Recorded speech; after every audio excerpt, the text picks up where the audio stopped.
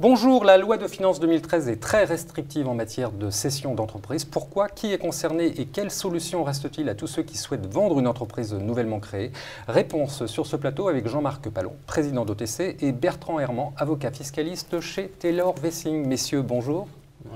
Merci beaucoup d'être sur ce plateau. Alors Jean-Marc, en 2 mots, quel est le problème? Le problème est simple.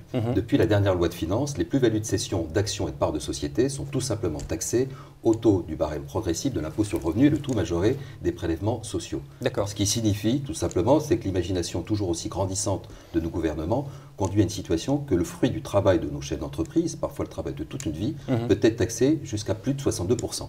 Bon, c'est un problème pour votre activité. Vous dire que ce ne serait pas un problème serait vous mentir. Alors, même si nous ne sommes pas des particuliers, des personnes physiques, puisque ce régime s'applique à des personnes physiques et nous sommes un fonds d'investissement, évidemment, nous en avons des impacts. Alors, heureusement, dans ce monde de brut, il y a quand même des solutions, ce qui est une bonne nouvelle pour les dirigeants, actionnaires et chefs d'entreprise. Alors Bertrand, quelles sont ces solutions? Alors la loi de finances prévoit néanmoins un régime favorable pour les créateurs d'entreprises souhaitant céder leur société. Dans cette hypothèse-là, la plus-value ne sera pas imposée à l'impôt sur le revenu, mais à un taux forfaitaire de 34,5%. D'accord, jusque-là, je vous suis. Mais voilà, ce régime nécessite de remplir un certain nombre de conditions. Qui sont notamment liées à la société, à l'exercice d'une activité au sein de la société pendant au moins 5 ans au cours des 5 dernières années précédant la cession, et également le fait d'avoir détenu au moins 10% du capital pendant au moins 2 ans au cours des 10 dernières années. Mais ça ne concerne pas tout le monde, alors pour les autres? Alors pour les autres, il existe aussi deux autres dispositifs, appelés le report d'imposition sous condition de remploi et l'apport-cession. Schématiquement, le premier dispositif, le report d'imposition, consiste pour une personne à céder son entreprise et à ne pas être imposée sur la plus-value sous réserve de réinvestissement dans certains actifs dans un certain délai. D'accord. Le second dispositif, l'apport-cession, consiste pour une personne à apporter ses titres préalablement à la cession à une société qu'elle constitue à cet effet ou non, et que ce soit la société qui cède les titres. Dans cette hypothèse-là, le produit de la cession sera au niveau de la société et non au niveau de la personne physique, mais sera totalement exonéré d'impôts. Alors quelles sont les conditions que doivent remplir les vendeurs? Les deux régimes permettent de répondre, on va dire, aux besoins et aux contraintes de chacun des entrepreneurs. Par exemple, il y a des différences en matière de support d'investissement et de modalités d'investissement. Dans les deux hypothèses, que ce soit le report d'imposition ou l'apport-cession, le cédant doit réinvestir au moins 50% de son produit de cession dans un délai de 2 ans. Cela étant, en matière de report d'imposition, il peut réinvestir dans des sociétés, mais également dans des parts de FCPR, de FIP ou de FCPI. En revanche, pour l'apport-cession, il ne peut réinvestir que dans des sociétés opérationnelles. Mais vous pouvez également participer au financement d'actifs. On a deux régimes qui permettent de répondre en fait aux contraintes ou aux besoins de chacun des investisseurs. Jean-Marc, justement, vous avez des solutions, vous, dans ce domaine ou pas? En l'écoutant, qu'est-ce que ça vous inspire? Votre perspicacité vous honore, Bogdan. Vous le savez savez peut-être, Bogdan. Non, OTC, qui est spécialisé dans le financement de PME et de l'accompagnement de chefs d'entreprise, se devait d'avoir évidemment des solutions. Alors concrètement, ce que nous rencontrons, c'est 2 typologies de chefs d'entreprise. Vous avez le chef d'entreprise qui vient de vendre sa société et qui a envie de rester très actif et impliqué dans le monde de l'entreprise. Alors pour ce dernier, qu'est-ce que nous allons faire? Nous allons lui proposer toute une série d'opportunités d'investissement dans des entreprises traditionnelles sur des secteurs d'activité qui sont très diversifiés, des entreprises que nous connaissons bien, que nous finançons, que nous souhaitons encore accompagner.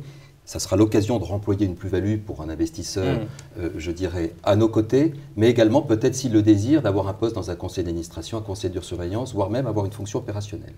Pour le chef d'entreprise qui, lui, n'a pas du tout envie de rester, d'être actif, qui veut concerner le fruit de ce travail, je dirais, avec beaucoup de prudence, avec beaucoup d'aversion par rapport au risque.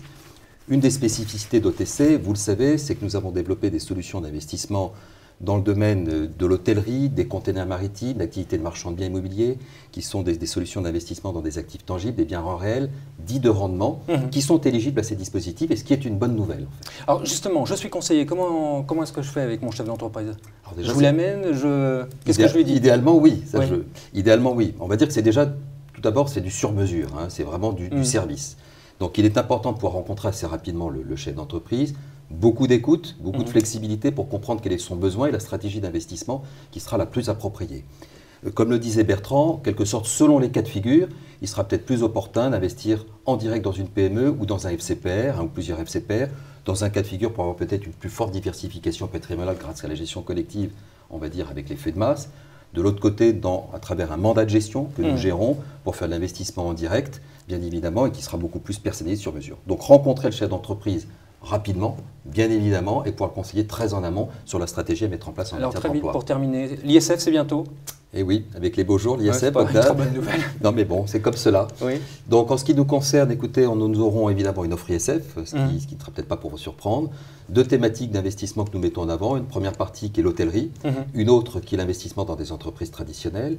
L'hôtellerie est une thématique que l'on va faire à travers un fonds, le FIP OTC Patrimoine des Hôtels numéro 3, qui est le 7e fonds dans cette thématique. Une thématique qui est très appropriée, je dirais, pour l'ISF, parce qu'on investit dans un actif tangible, avec très peu de volatilité sur le capital initialement investi et attendu, donc ce qui est assez important, qui est une thématique qu'on traite également en mandat de gestion, ce qui va permettre à des plus gros ISF de pouvoir investir en direct, d'être co-actionnaires en direct dans un certain nombre d'hôtels, donc de diversifier également leurs risques de cette manière-là.